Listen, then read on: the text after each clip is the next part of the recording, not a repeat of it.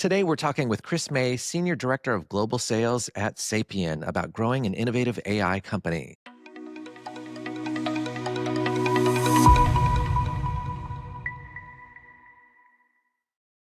Welcome to BeyondSaaS. I'm Jason Niedle, founder of Tethos. We're a growth agency, and we've been accelerating tech company growth through strategy, branding, lead generation, and conversion with a 20-year track record of success. If you're looking to grow, check out tethos.com/podcast for our paper on hypergrowth tactics, compiled from interviews with people like Chris here. Or easier yet, just drop the word growth in the comments and I'll DM you. Today, I'm super excited to explore tech company growth with Chris May, who is in Taiwan.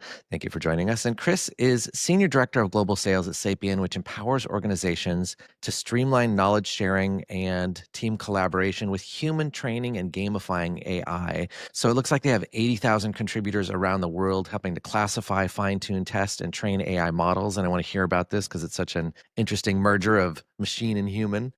Yeah. Chris has extensive global sales leadership experience driving strategic growth. And I hear some fun facts that Chris has traveled around the country playing the violin in hospitals and volunteered in Cambodia and Vietnam. So, Chris, super interesting. Welcome. Thank you. Happy to be here, Jason. Hey, before I forget, do you happen to have a golden nugget for us today?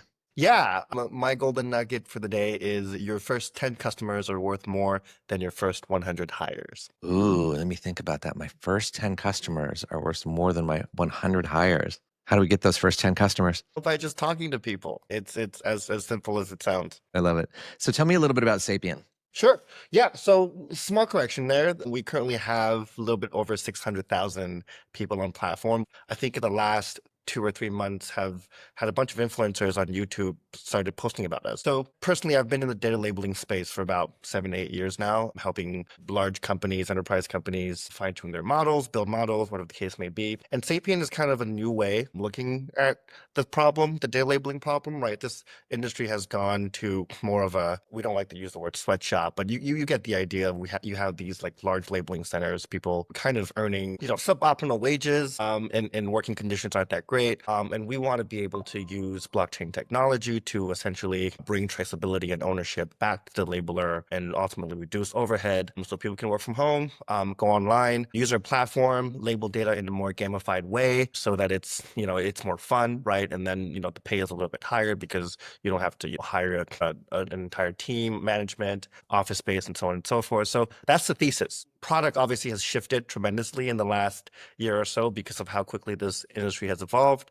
But yeah, it's been a crazy journey. And I think the long-term idea is to create the Uber for data labeling and collection where any type of requests from enterprises around the world can be fulfilled by some sapien that has a unique skill and knowledge to be able to contribute to building better AI. That's really powerful. So say that again, because it was really like a powerful statement of all of it. Yeah, I think the end goal here is to create sort of like an Uber for data labeling and data collection, right? Where enterprise customers can have a request put on our platform, and somewhere around the world, right, Sapiens can be able to contribute their knowledge or their time, right, by fulfilling these requests and then get paid essentially. And so the problem that businesses are facing is that they have like every tech company I talk to is jumping into AI, and yet the AI are not always accurate, or they're making mistakes, or they haven't been trained properly, and they need a workforce somehow magically, instantly, rapidly, and you guys can actually provide that. Yeah, exactly. That's pretty much it. It's yeah, there's many different terms for it. RLHF is a good one, reinforced learning with human feedback. That is the current hot term for it. But yeah, like if you think about like a chat GPT, right? You can ask it maybe a legal or a healthcare related question that it may not be able to answer that accurately, and then you need a physician that speaks Italian, for example, to like fix the Italian version of the chat GPT. The thesis is you'd be able to go on the Sapien platform and then locate this person very quickly, and he could help fine tune that model to make it even better. Very cool. So your title is Senior Director of Global Sales. What do you consider the heart of that role? When I first started at Sapien, I've been at, 0 to 1 growth. This is the third time now. And I always view myself as super SDR as the first thing that I do there, right? You have to get on as many calls as possible, listen to customers, basically trying to find ICP, right? And because this industry has changed tremendously, most people that are looking for data labeling and data collection for large language models like ChatGPT, they're buying this type of service for the very first time. So a big part of my job is kind of navigating that buying process and really try to drive value to what Sapien can offer. Obviously, I have four AEs currently under me, three SDRs, so on and so forth. So there's other traditional, pipeline review. I hop on calls, I strategize with them, but it's more about like not just finding ICP, but also relaying what I hear in the field back to product. The go-to-market cycle for product has been shortened significantly because of just how fast-paced this industry is growing, right? So I essentially have to be the ears in the field and relay that back and have product make quick decisions. But I'm also very involved in that. I think that sums up what I do pretty well, I I think guess. two things that I hear in there that are really interesting is the listening. And I had a guest a couple of weeks ago that I was really impressed with because he said he went out before he started his company and interviewed 300 people in that field to figure out, and then they went from 0 to 7 million in a matter of months, like insane. But he knew his target audience better than anyone. So I love that you're out there listening and then bringing that data back. And I also think it's really interesting when you're taking a brand new company in kind of a brand new field in many ways that you have to figure out like, who is my ideal customer profile? Who's my ICP? And what value are they looking for? And what value are we delivering? And how do I match those? Yeah, exactly, man. Like that is honestly the hardest part. Like when we say Web3, AI, right? That's obviously the hottest term now. Like people get confused. Most large enterprise want to be strong followers. They don't want to be the first one to buy new technology. So yeah, it's been challenging navigating that, but it's also been a lot of fun. So, what stage would you call Sapien in? Do you consider yourselves a startup still, post startup? Where do you consider yourselves? Yeah, I think from a funding perspective, we're pre-Series A. We're in the process of raising for Series A. I think we'll get that done in the next couple of weeks, in fact. But from an organizational perspective, I think we're still looking for product market fit, right? I mean, there's the standard services. We are at, 7+ figures in ARR, but I think because this industry changes really quickly, in fact, our CEO, Rowan Stone, said to me last week in our one-on-one is like with typical startups, right? You have a product, you realize that it doesn't work in the market, and then you have another product and it doesn't work in the market, and maybe the third or the fourth one ended up being massive hits. So I think we're in the, hey, we tried this, it didn't really work. We did get some customers, but the market is shifting this way, and let's try this out. And, we're still iterating what the final product UI backend will look like, but it's good that we have paying customers to help us along the way. I mean, that's huge. So many people come in and they're, figuring out some of those things and there's no funding whatsoever, right? And there's no funding and there's no ARR or very little. So with that said, then as you're figuring this all out, you're kind of, what do they say, building the wings as you fly, right? Yep. What's your growth goal over the next 12 months? I think we're looking to 5x revenue this year. And I think that's doable, and also have more clarity on product market fit. I think we have a thesis. We think that, large enterprises around the world having trouble collecting data. That is the biggest request we've been getting from basically all the Fortune 100 is that, hey, we need some type of real world data, ground truth data being collected around the world, and our platform can solve it, right? But on the back end, there's a lot of, things like QA, a lot of, platform issues that we have to solve if a large volume request comes in. So I think in the short term, right, it's a better, get some real clarity on product market fit and just go all in. And so 5x is a big goal. What are you doing in marketing and sales to make that happen? Yeah. That's a very good question. It's funny how like in when I first started in sales, it was like the boom of the SaaS sales tools era, right? Like it's very streamlined of, the Zoom in, you get your info from Zoom info, you draft your message in Salesloft and whatever, and then it sends, and then I don't think that works anymore, right? It's funny how like, I've used all of these different types of tools throughout the years, but I finally came back to realizing that cold calling, right? It's the number one way for us to get leads, and also trade shows, right? I think we've come to an age where like, I mean, that human connection, I think people really miss that. I mean, that has been the biggest hits for us is to, I have all my, SDRs calling now. And I think there's going to be some type of growth there, but it's not going to be as quickly as if we do SEO and marketing really, really well. Part we're still trying to figure out. It's a very, very crowded space. When I first started in this field, I think there was 20 companies in the world doing this. Now there's about 600, if not more. And so it's a very crowded, competitive space. And so we're still trying to find that messaging, right? We're still trying to put out content that resonates with the world. That's still what we're trying to solve. But I think our sales teams really go back to it's also our buyers are very niche. So, we can target them very specifically, right, with specific titles. And then, we have SDRs calling, and I think they're doing a great job. And yeah, so some organic growth, but right now we're like 80% outbound versus 20% inbound. A company like ours should really be the other way around, but we're definitely working towards that. That's cool. So in your business specifically, then, if you could wave some sort of magic wand and change something, in other words, if you could remove a constraint to sales or sales challenges, was there something you would fix, adjust, make better? I think we've really honed in the messaging. Everybody who actively has a project or working on the problem really likes our messaging, but we've just been spending a lot of time. I think that the dial success rate is still very, very low. And it's just, for me, it's still, there's so many tools out there, right, that says that they could they could find you the right person, the ICP. It's just very noisy out there. I wish I had a tool out there that could with ChatGPT could just list out everybody that is relevant in the industry. And because we have such good messaging, I think the connection rate would be really, really high. So yeah, that's that for me is just penetration, I guess. Like if you could connect better with the ICPs or find them more easily. Right, for sure. So what's really working well in sales and marketing? You said, like, is there anything that surprises you? You said trade shows and cold calls. Is there anything else where you're like, wow, that used to work really well and it's not, or anything interesting? I think, if you go on LinkedIn right now, there's a bunch of different sales leaders telling you how to, run a playbook, do the Sandler pain funnel, medic, or whatever that is. What I start to realize that those types of metrics gives you a really good foundation on how to be a good salesperson. But at the end of the day, for me, what I've been realizing is that there really is no one perfect, sales methodology, especially in AI, because this industry changes so quickly. And it's really about active listening for me. And what our close rate is at 75%, which is really high, is because my message to my team is always just be super, super customizable on those calls, right? We have a deck, but if you don't have to use it, then great. Right. For me, like it's really about every company that talks to us is building some type of revolutionary AI product that they think it's going to change the world.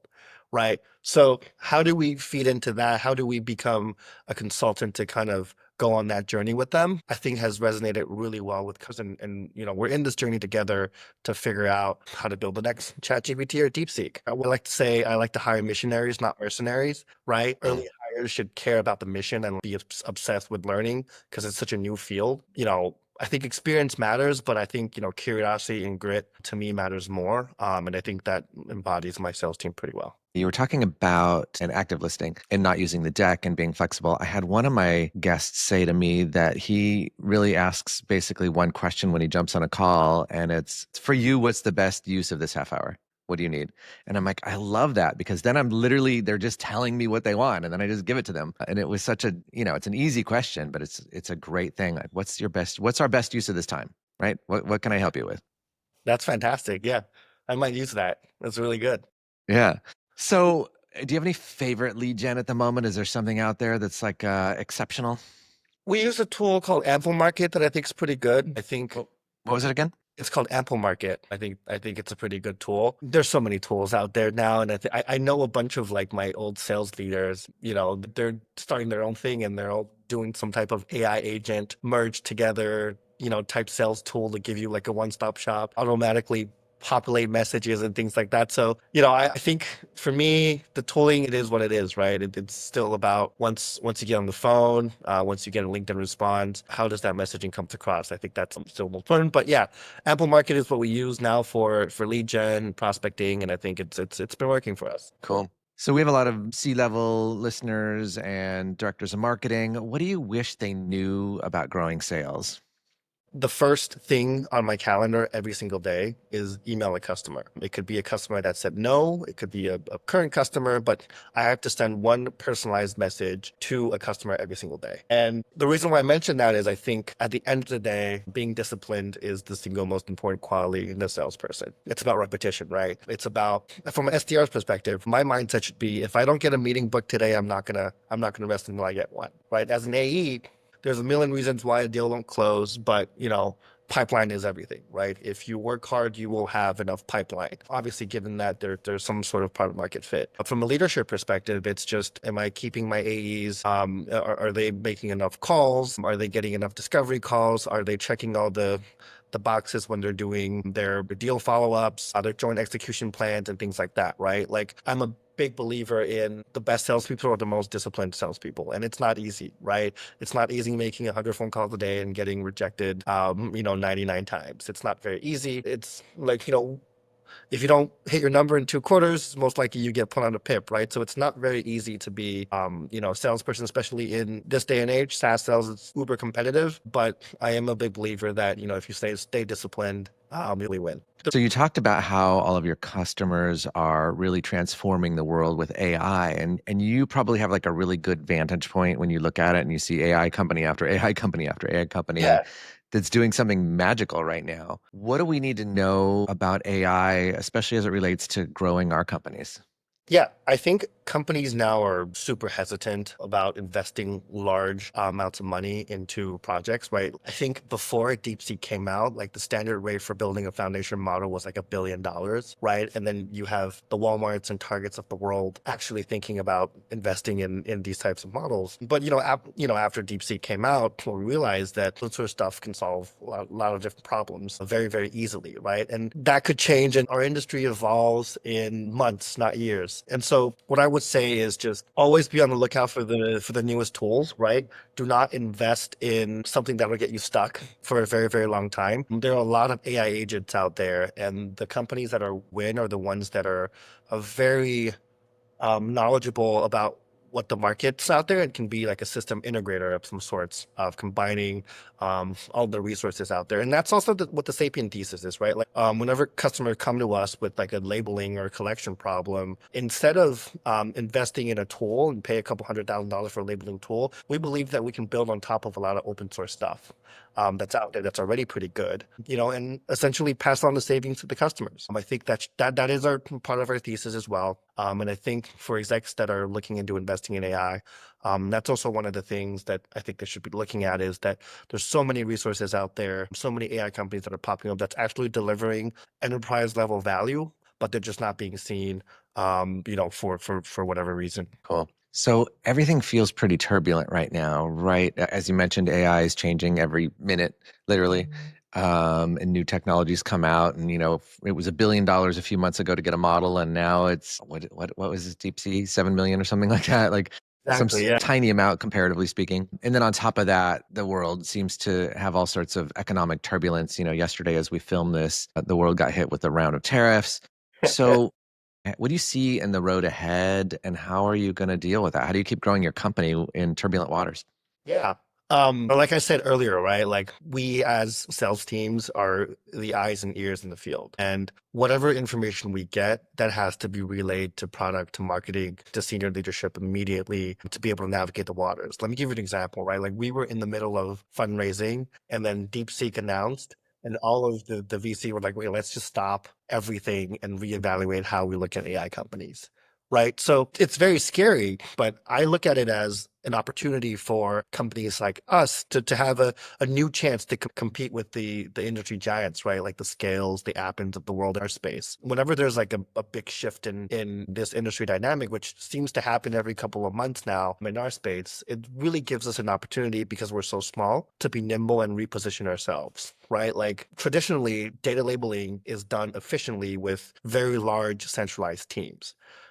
But now we've seen all around the globe, these labeling centers have been um, dissolving, right? And people are looking for a more decentralized way to give input into models. For example, like how can we get these large language models to eventually an AGI, to an all-knowing AI? That's by Jason contributing to how to, cook a Spanish omelet, for example, right? Those type of things. And so the market's definitely moving towards a decentralized, and we kind of saw this opportunity and we kind of pivoted and kind of shifted our product marketing towards that as well. So it's not just about closing deals, it's also about asking these sort of decision makers on what their product market roadmap looks like, right? And how, like most companies that we talk to are competitors to OpenAI and DeepSeek, and we're asking their opinion on, hey, what is your internal strategy on dealing with this like huge existential crisis, right? Like we're trying to work with OpenAI and Midjourney, for example, these large, Gen AI or large language model companies, and they don't even know what's going to happen in the next quarter, right? They're like, okay, we could try to build the best models that we can, but realistically, somebody somewhere in the world can come up with something that's significantly cheaper and better. And so yeah, it's just about being adaptable, making sure that the feedback that we give to, product marketing teams are very quick because, the go-to-market cycle is significantly shortened in our industry for sure. So for the road ahead, if I can summarize, listen to your customers really well, relay that to the team immediately, and be nimble on how you execute. Exactly. I love it. This has been super interesting. Where can our audience find you? I'm on LinkedIn.